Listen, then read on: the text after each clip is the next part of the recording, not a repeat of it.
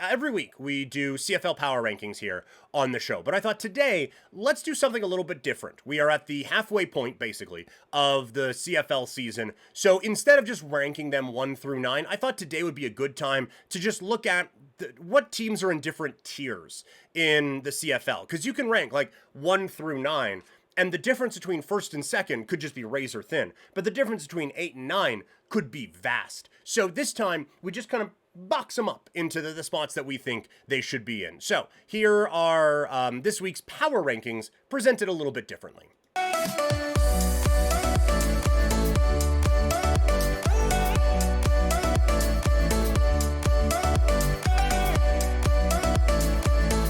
Look, CFL content may not be your bag, but the best drops are with the CFL on the show. That is 100% certain. All right, CFL power rankings. A little bit off because a game has already been played this week, but I assure you, Winnipeg beating Ottawa didn't change my rankings, one way or the other.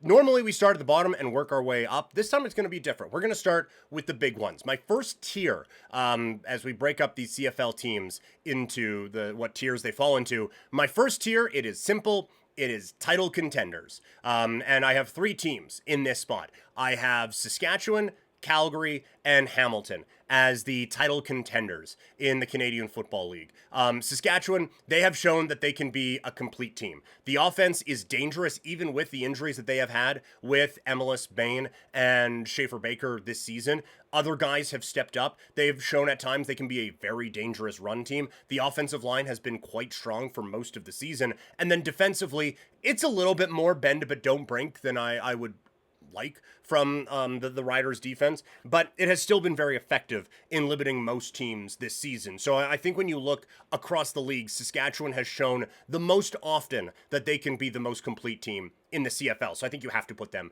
in title contender status. I think you have to put Calgary in this as well, given what the offense looks like with Vernon Adams and just figuring out still how to maximize him in this offense when there's been a different receiver injured basically every week, and he is still in year 1 of this. I thought this would be around the time that this team would start to come together, and they're in second place in the CFL's West Division. So I think when you look at how good this offense could be if they can at least get a little bit of consistency and health at the receiver spot. You have a really good running back in Dedrick Mills. The offensive line has been solid this year, and that defense is scary good. And again, this is the time they're supposed to start gelling. So there's quite a bit of potential, I think, for Calgary. AJ Druid in the Twitch chat saying, Hamilton, I have questions about them. They would be the team of the 3 that I certainly would have the biggest questions of. The outburst by BC against this defense, it's concerning. But it's an elite level offense. Like that is a high level offensive football team. And still one that I think is getting better. They don't turn the ball over. They can be very dangerous with big plays, and they don't use it a lot, but they can have at least a good running game. Defensively, I think they're better than they showed last week against the Lions, but I don't think they're as good as some of the other numbers would suggest. But I still think that they are title contenders right now in the CFL. And then you look at what's happening out in Montreal at the quarterback spot, and it is really looking like the road to the Grey Cup is going to go through Hamilton for that East Final, which I think automatically locks you in as a title contender. Toxic, from the Twitch chat, pray that VA can stay healthy. Yes, obviously, if that changes, the season's done scheme. There's no doubt about that. He is... The straw that stirs the drink out there in Calgary. The next tier is, again, 3 teams. I promise it's not just 3-3-3. But the next tier is 3 teams, and it is the working title, but could win a title with some help. And that category is Montreal, Winnipeg, and BC. For Montreal, they're probably in the title tier if Davis Alexander was healthy. But it's been too many injuries this season and too many injuries for him in the last couple of years to just assume that he's going to come back and be healthy. And now McLeod Bethel-Thompson finds his way onto the 6-game injured list. And they've brought Dukes in, who I thought was okay initially with Toronto, but kind of got worse as that run went on with the Argonauts. But the offense is based for a quarterback who is a little bit more mobile. So I think it might be an okay fit out there, but it's still not great. with Alexander, this is an elite team. The rest of the roster is good. I think the pass catchers are so good. I think that they have a defense that can be creative, although it feels like teams are kind of catching on to some of the creativity that they have and some of the quote unquote unique looks that they present. I think they become a little less unique, and so teams are picking up on them a little bit more, but still the talent on that side is not so good. Winnipeg, they get a win against Ottawa. I don't think they managed it really well. I don't think that offensively they are run as a particularly effective team. And on defense, there is some aging concerns, and there's I think some talent concerns on that side of the football as well. That being said, the 4 games they've lost this year, 3 of them are to the Calgary Stampeders. That's a really good football team to have A, had to play this early in the season, and B, not going to get too upset losing to a team that good. So I don't want to write these guys off completely, but that being said, a few guys need to elevate to get them back into what I think would be a championship level. And for the BC Lions, Nathan Rourke himself keeps this team in this tier instead of the next one. And we said like championship level with help. The help would be anything on the offensive line. Anyone who can get in the way of another human being who is coming as a pass rusher would be nails for this team. If you could just slow it down a bit and let Nathan Rourke do what he does, this is a dominant football team. I think Rourke's the best player in the league. He's not going to be MLP or anything like that, but I think he is the most talented football player in this league. It's just he's running for his life a lot out there in BC.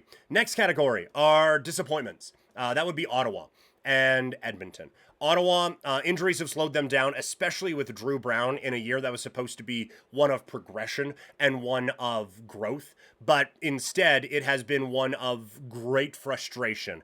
And now the good thing is that Montreal has stalled out enough that it is still within sight that you could maybe find your way into a playoff spot. But there's going to be 4 playoff teams from the West this season. That's just how life is going to be in the CFL. It is just a matter of who's in second place, I think, in the East. Ottawa, last night would have been huge to get back into that conversation. They're still close to there, but there's no other way to look at the season then. Even because of injuries, it's disappointing. And for Edmonton, they're the winners of the offseason, but they have been the losers of the regular season so far. I do think that there will be more good days ahead for this football team. They had a very difficult schedule to start the season and a lot of turnover. And it's not as easy as Calgary has made it look with a whole lot of new pieces on the roster and everything like that. This is definitely a team that has needed some time to gel and has not been able to appropriately. But I think giving Mark Killam a little bit more time to get it figured out and getting this roster, which I still think has talent on it, but getting this roster an opportunity to kind of grow together, more good days are ahead. But there's no other way to say it, that this is a disappointing season for Edmonton. And the last category is just bad, and that's Toronto. Nick Arbuckle is among the leaders in the CFL, and they aren't close to competitive in a lot of these games. They lost a lot of talent in the offseason. They didn't replace it with anything of substance, and I think that's starting to show here now. Like, I'm not saying Nick Arbuckle has been an excellent player or anything like that, but I don't think you can watch any Toronto game, look at any of the stats, and think that, well, the quarterback's the biggest problem here. I don't think you can do that out in Toronto. So I think that there is a real concern for how much the Argos have lost. Now, I will say, I think Dinwiddie is an excellent coach, and I think the Argos still have a couple of pieces there, and you're not going to catch me saying a whole lot of nice things about Chad Kelly, but when he is at his best, he is a damn good quarterback. So they have a couple of pieces in place. It's just there's a whole lot more that they need to fill in around it before this team gets back to anything close to a championship level. So those are the CFL tiers that I have broken up the 9 teams into. AJ Druid in the chat. I want to see how Caleb Evans does against BC on Saturday night. Yeah, he is one that I really liked him quite a bit when it was the quarterback battle. It was him and Masoli, right? And they were battling for a number 1 spot. I always really liked what he could do.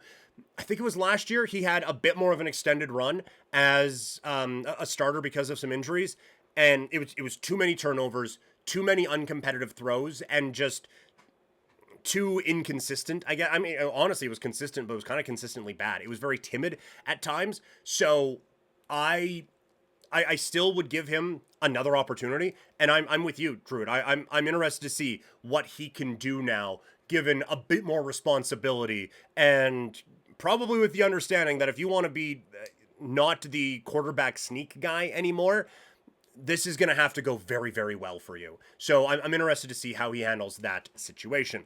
You can help spread the word of Couch Potato Diary. Just hit that share button wherever you are. If you are listening to this podcast later on, if you're watching the videos later on, or if you're in the live stream right now, just hit that share button. Send it off to all of your friends and a few people who you don't like, just to mess with them a little bit.